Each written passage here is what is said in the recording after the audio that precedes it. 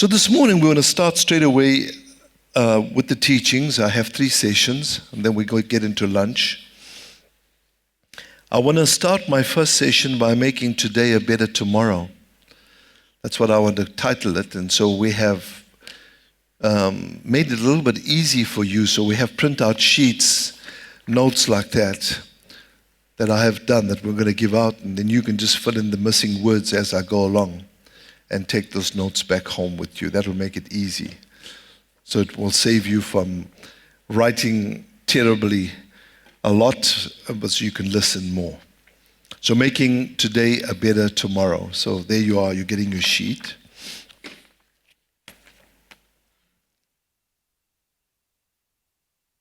And I think we're all going to go away, with something. As I go through the notes with you, I will tell you a few things. And right at the end, if we have time, we'll have a Q&A and you can ask some questions. Oh, let's see, what we can learn by the end of the day. So making today a better tomorrow. And I'll start off with the notes by saying different people view success just very differently. None of them are wrong, and none of them are totally right. It's their perspective of life and how they view success. And some people call it luck. That's your first word. And we're talking from a world perspective. We wouldn't use that in the kingdom of God, luck, because luck is the root word. It comes from the word Lucifer. So we are not lucky as children of God. We are blessed. Amen. So, but people just generally will look at success and call it luck. Some will call it mystical. You can just hand the first pages out, just the first set of notes. The others you can hold on to until we're ready with that. The second one is mystical. People look at success and call it mystical. It's there, but they can't really explain it. Others say it's suspicion. That's your third one.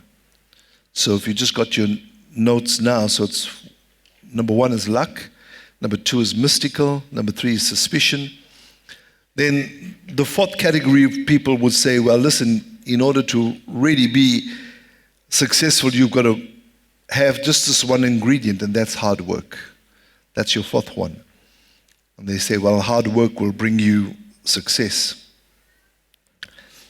Other people think it's just an event, one event in their lives that will change everything.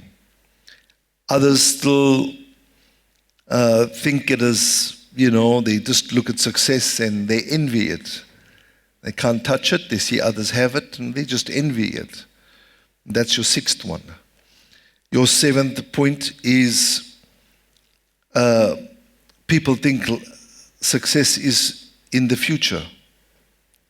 In other words, success is there, but it's way in the future. We can dream about it, we can hope about it, but we can never touch it. Still others look at it, the eighth one is opportunity. People think, well, it is an opportunity. Success is an opportunity. We grab it when we see it. And 9 people view success as relationships. They just think being in good relationship with everybody is success. So those are just some of the points or some of the perspectives people think that success is. Few people realize that success is within their reach right now.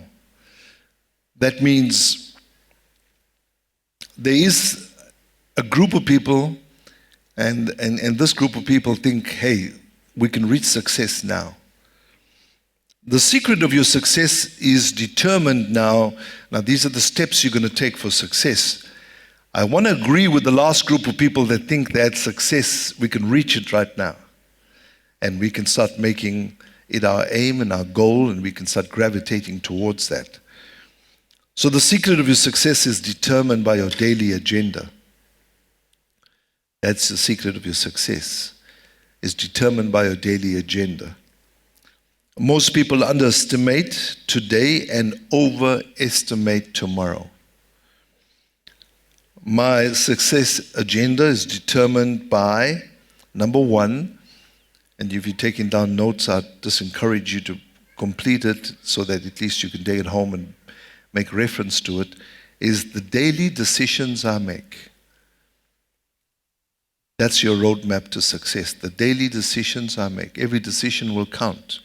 A decision today will affect you tomorrow. A decision tomorrow will affect your next week, your next month, or your next year. All decisions you make may affect your life forever. Just decisions.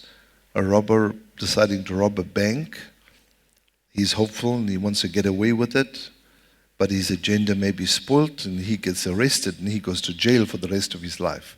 So just his decision to commit a robbery landed him in jail for life. So your decision will determine your future. So the daily decisions you make is important, and then of course the daily disciplines you practice. That is important. For example, one of the disciplines you should practice is just spending time with the Lord, or your praying time, or your studying time in your Bible, etc. That's a decision you make. So the daily decisions I make on your next page, you don't make decisions because they're easy. Most of the decisions you'll make will not be easy. It'll be difficult sometimes. But nonetheless, once you make the decision, you'll at least you're halfway there. You don't make decisions because they're cheap. Cheap decisions are costly. And you don't make decisions because they're popular. Because popular decisions are decisions that everybody think that you should make because they're doing it, so they just want you to join the crowd. They're not popular. Like for you as Christian men, there's certain things you won't do or you'll abstain from. But it's popular in the world. But you abstain from it. And then you don't make decisions because they are right. You make decisions because they are right. Excuse me. That was a quote by Theodore Hesburgh. He says, you make decisions because they are right. So all of your decisions that you make predominantly should be decisions because they are right. Now, so those are the daily decisions you must make to track yourself to success. Let's talk about guidelines for making the right decisions, okay? What do I do to make the right decisions? That's what I'll endeavor to answer now. The first point is you must seek wise counsel. The guidelines for making right decisions, you seek out wise counsel. The second one is look for patterns in the guidance you are given.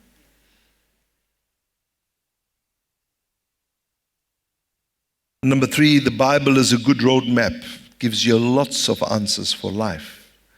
Somebody said it like this. They said, a famous person, he said, everything comes with the manual except this world. Someone corrected him and said, no, this world does come with the manual. It's called the Bible. So the world does come with the manual. It's called the Bible. And the fourth one in guidelines for making the right decisions is prayer. Prayer is important because then you'll find the will of God. And how would you know the will of God? That's the fifth one. Because when you're making decisions on the run, does it give you peace or does it irk your spirit? Now, if your spirit is jarred and if you don't find internal peace, you know something's wrong. My suggestion to you is then just pause a while with that decision. If you don't have to make it right now, postpone it and play for time. So when you start losing your peace on the inside, then you know it's a wrong decision. The peace is the umpire, the Word of God says. The peace is the umpire to determine whether you're doing the right thing or the wrong thing.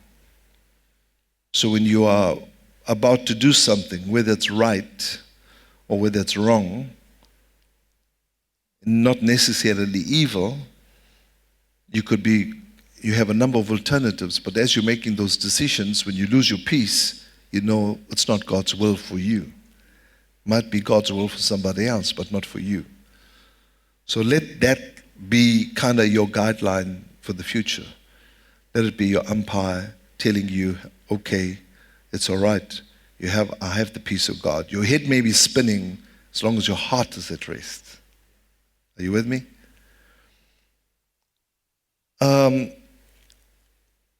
What is the downside? Can I live with it? That's a question you should ask. What is the downside for my decision making? And can I live with it? What's the worst case scenario? Can I recover from it? Does the decision match my gifts and my abilities?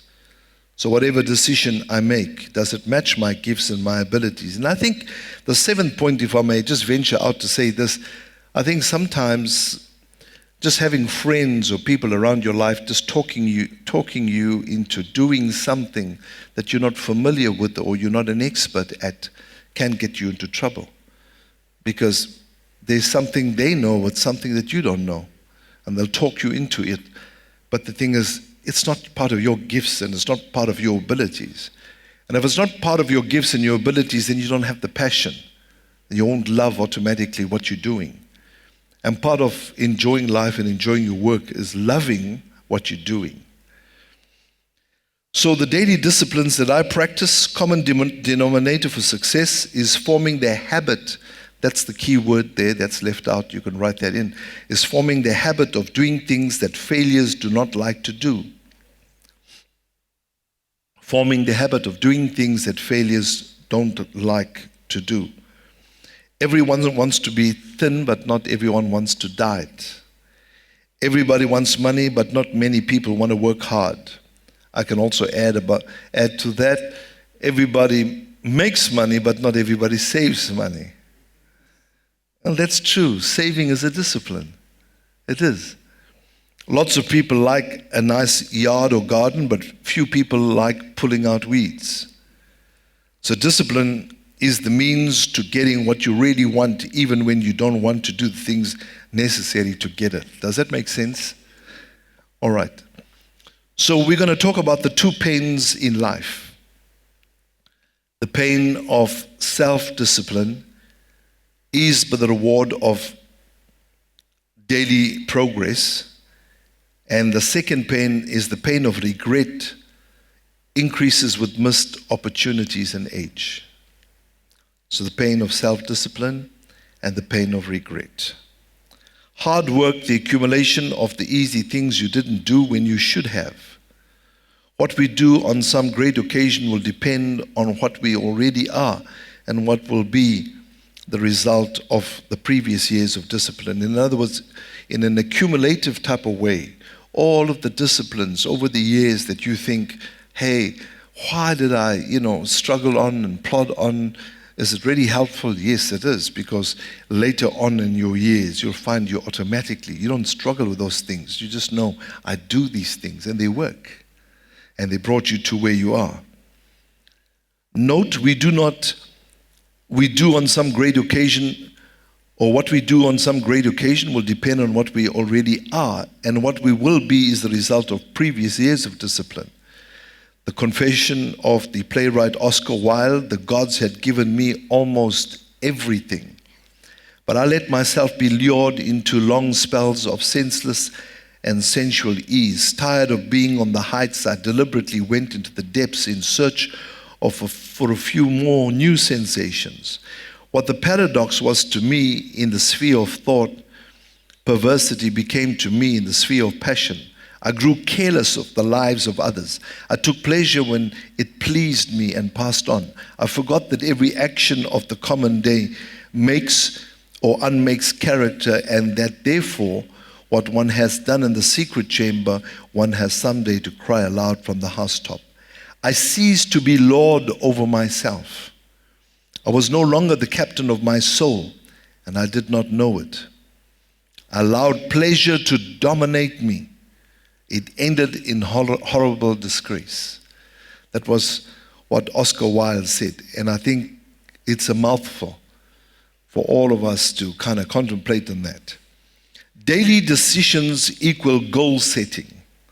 That's what your daily decisions will equal is goal setting. Daily disciplines is goal doing. So you have on the one hand goal setting, but then goal doing. In other words, doing what you set out to do. So we come to decisions and disciplines I make and practice daily. What decisions and what disciplines I make to practice daily? Number one is responsibility. I have decided to accept responsibility and be responsible daily. Success on any major scale requires you to accept responsibility. In the final analysis, the one quality of all successful people have is the ability to take on responsibility. Those were the words of Michael Kodder. That's what he says. And Eric Fromm says, today responsibility is often meant to denote duty, something imposed on one another from the outside. But responsibility in its true sense is an entirely voluntary act. It is my response to the needs expressed or unexpressed of another human being. That's what responsibility is. It's amazing, we were just chatting earlier on, just when we came in. I think the young people and the culture of today, it seems like they want it all today without any responsibility attached to it. And that's so wrong. Because you have a warped view of life. Because what you will have, you will abuse if you don't know, what it was intended for, its purpose. In other words, it's got to be balanced. If we're going to give you lots of stuff to handle, you've got to be responsible. So responsibility just is an automatic thing that young people, I'm not saying all, but most young people don't want. They don't want the responsibility. Maturity doesn't come with age. It comes with acceptance of responsibility. Sometimes you can get a man that's 60 years old and acting foolish, and a 30-year-old being very responsible. So chronological age by no means determines whether the person is responsible or mature. So we think, well, an older man he's just mature. No, it's not so. An older man can make silly decisions, when the younger man making more responsible decisions. So it doesn't come by age. The second point is values I've decided to embrace and practice. I've decided to embrace and practice right values. A practice is an activity that may work in some situations, but not all. A value applies to all situations. Values are also different from principles. A principle is an external truth that is as reliable as physical law and such as the law of gravity. When Solomon said, for example, a gentle answer turns away wrath, but a harsh word stirs up anger, he stated a principle that is both universal and timeless. Principles are important because they function like a map, allowing you to make wise decisions. If you ignore them or deny their reliability, we become like travelers refusing to use a road map because we don't think it's accurate. While we may acknowledge the reliability of many principles, we internalize those that we deem important. When that happens, the principle has become a value and serves as an internal map that we use to direct our lives. A value then is in an internalized principle. That's what a value is. It's an internalized principle that guides our decisions. I like that. It's nicely put and nicely said. Your values should not be determined by your business. They should govern your business. Your values should not be determined by your business. They should govern your business. Nice guys may appear to finish last, but usually they are running a different race. Those are the guys that said it. Nice guys may appear to finish last, but usually they are running a different race. That means somebody viewing you might think, this is an unsuccessful life. To them it may be so, but not to you. Did you catch that? Because sometimes we, especially as men, we sneer and jeer at others that are not doing the cool things. But who said the cool things are the right things? So we may appear to be lost, but hey, we are heading for something that's eternal. And we found something that satisfies us. The thing that's busy trying to satisfy you. I'm not talking about you now, I'm talking about the people out there. thing that's satisfying you doesn't satisfy me any longer. We've learned a different satisfaction. We've learned to drink out of a different pool. Does that make sense? 3 is improvement. I've decided to grow and improve daily. That's a decision you have to make, is to improve. When you cease to be better, you cease to be good. When you stop growing, you cease to be useful. A weed in the garden of prosperity. We are what we are today because we were what we were yesterday. And our thoughts today, we determine our actions tomorrow. George Knox said so in Leadership. The path from ordinary to extraordinary is continual improvement. And that's something that is very important. Never get to a stage where you think that you can't improve anymore. So you can learn every day and you can improve every day. I sometimes make reference to something I saw on TV many years back. It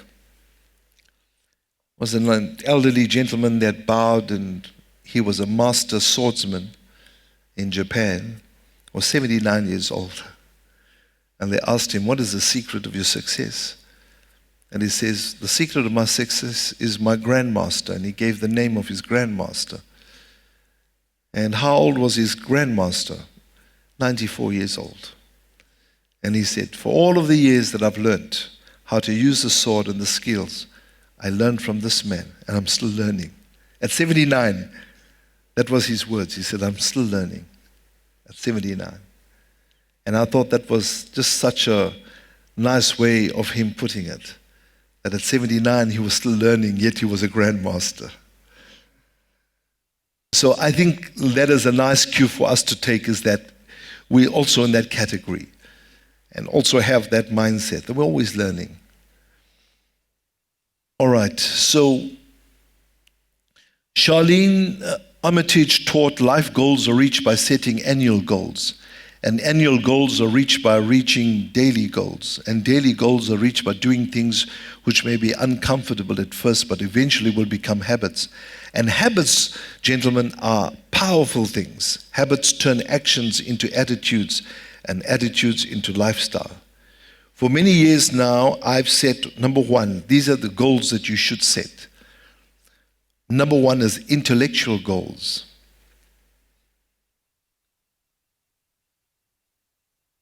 Number 2 is physical goals.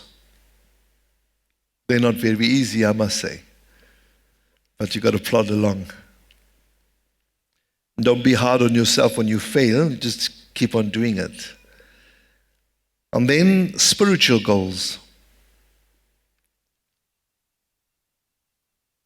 And then, of course, relationship or relational goals. Grow in your relationships.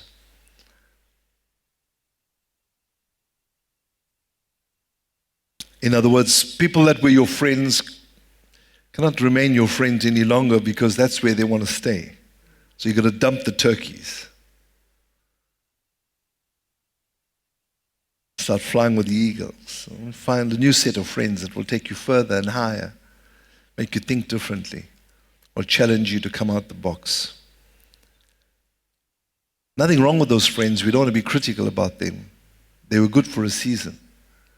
The season's over. It's a new season now. So let's find new friends, people that think differently, people that think bigger, and that will stretch you to go higher.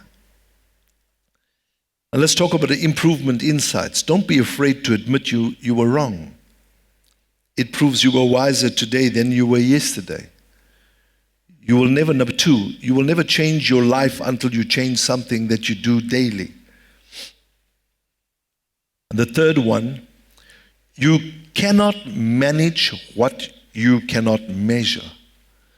You cannot manage what you cannot measure. Identify the areas that growth is essential to your success.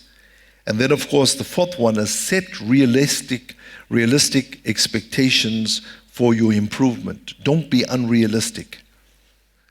In other words, set realistic expectations for your improvement. Can someone tell me, please, why they should be realistic? Why I said you should set realistic expectations. Can anyone tell me? Reason for it, Sean? I'm sorry? Yeah, so you can achieve it. Anyone else?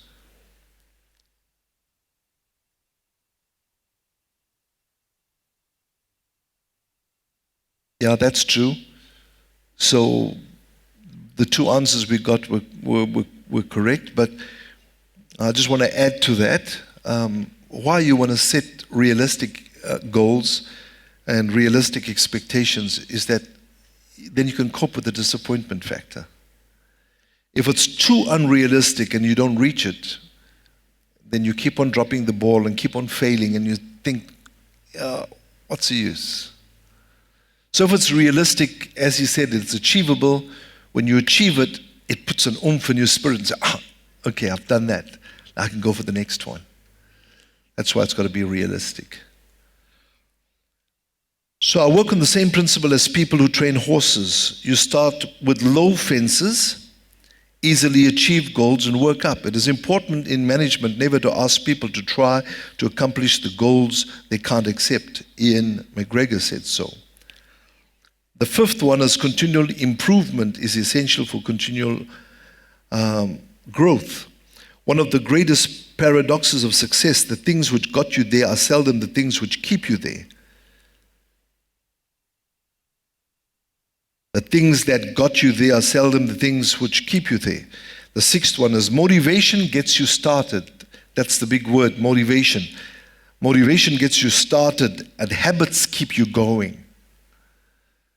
So you'll need motivation to give you the start, but habits, see, important things that you kind of made daily in your life. Disciplines daily in your life, habits keep you going. We overestimate what we can do in a month. We underestimate what we can do in a year. And the eighth point is focus. Improvement insights, focus. The next page, if you would be rich, you will be rich. If you would be good, you will be good. If you would learn, you will be learned.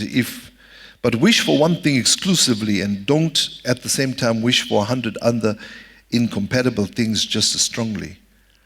William James said so. He's a noted psychologist. Now, in other words, I think it's all about focus. Don't put your fingers in 1,000 things. Just narrow down, focus, and do a few things well. Even if it means doing one thing, but doing that one thing will kind of,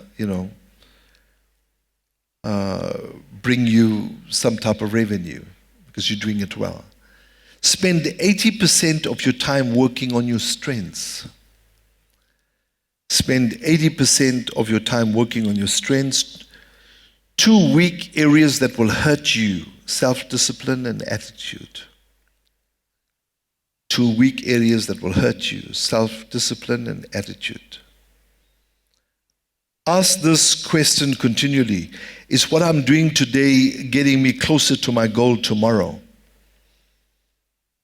Fourth, regarding health, I have decided to practice good health daily. Men in poor physical condition are 4 times more likely to die from heart attack than those who are physically fit. People who cannot find time for recreation are obligated sooner or later to find time for illness. I think that's nicely said. Exercise during middle age can actually retard psychological aging or physiological aging.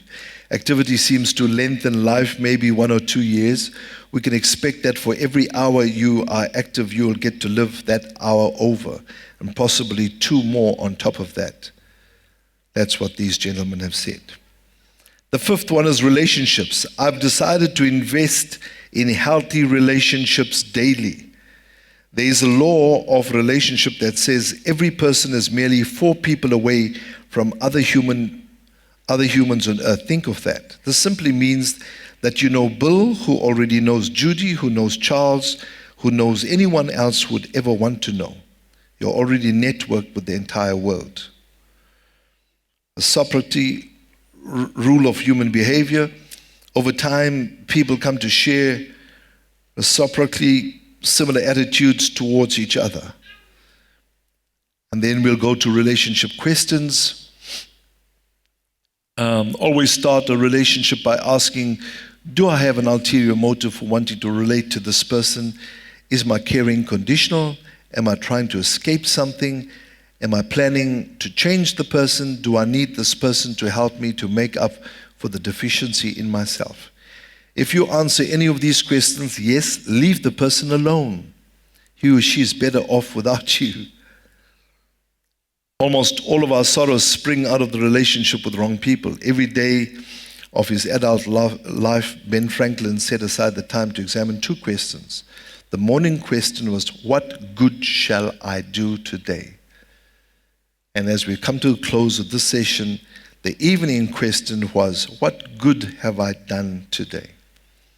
I think in terms of the relationship, the last chapter that we did, if you want to get into a relationship because you want to manipulate the other person, then that's what it says in a nutshell, leave the other person alone. Don't do it because you want to manipulate that person. And I think kind of, even in life, you also don't like to be manipulated. Am I right? Yeah, I don't mind somebody asking me for something or telling me something, but I don't like to be manipulated. Because manipulation is not a tool of God. Manipulation is a tool of the devil. It's when you come across manipulative people, they tire you. They suck and drain the energy out of you. You know, people that manipulate you. And unfortunately, you have a lot of ladies that are manipulative. And for the guys that are married, it's too late, but for the guys that are going to get married, all I can suggest is give them that manipulation test. If they manipulate you once, they'll manipulate you for the rest of your life. That's why we have the saying coined, and I hope they're not taping this part, but they'll have to edit it. And then they coined the phrase petticoat government. Well, stems out manipulation. All right, so that brings us to the end of the first session, is making today a better tomorrow. Did you get a lot out of that? I trust that you can take your notes and read them and then meditate on some of the things I said. And I suppose for the things that we did speak about this morning, there's still 100 other things that came to your mind while we're dealing with that. So I know that, kind of set you off on a course